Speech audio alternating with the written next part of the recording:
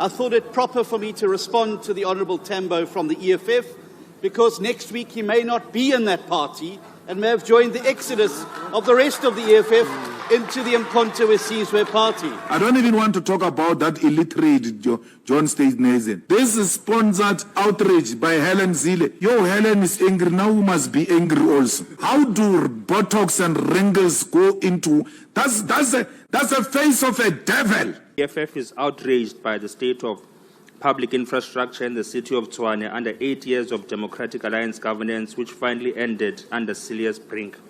The DA's removal has revealed a neglected city plagued by abandoned buildings, sewage spillage, and rampant illegal dumping, which threatens the lives of Tshwane residents, especially the poor. Under the DA's leadership, Joubert Park and Kruger Park have deteriorated into drug dens and criminal havens, with no plan to convert them into low-cost housing or student accommodation, both of which are urgently needed in the city.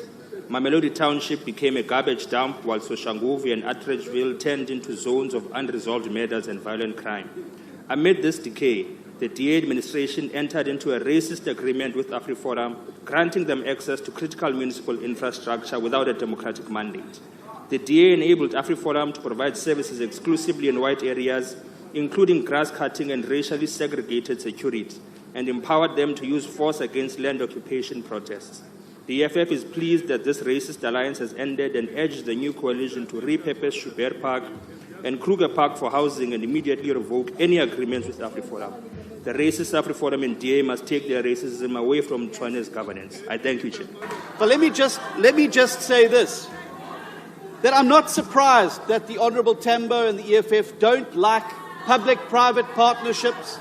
I'm not surprised they don't like communities standing up and doing things for themselves, because their philosophy as a political party is that the big clunking fist of state must do everything for everybody, and unless you rise collectively, none shall rise at all.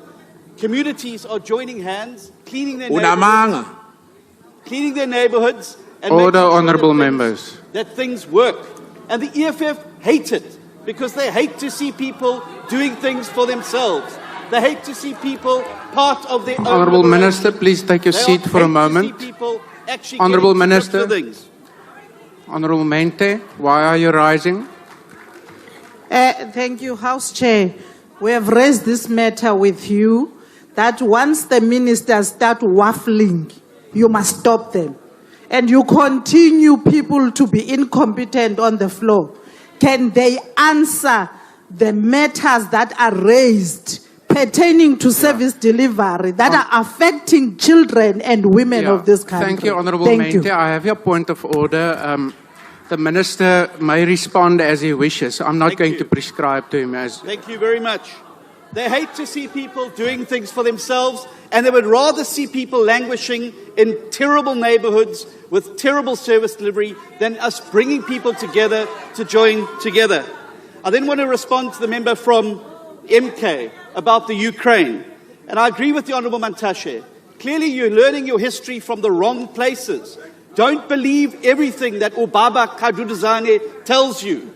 The real Umkhonto weSizwe, you would know Joe Modise took them for training in Odessa, which is in the Ukraine. So please go and understand your history before you come here and pretend to be Umkhonto weSizwe when you know nothing about the real Umkhonto weSizwe and its contribution in the country. Thank you.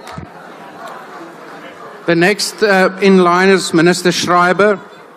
Thank you very much. Let me add to that very salient point from Minister Steenhuisen, that as much as a third of the freedom fighters who were trained in the Soviet Union was in Ukraine. And then there's the suggestion that, no, South Africa must pick a side.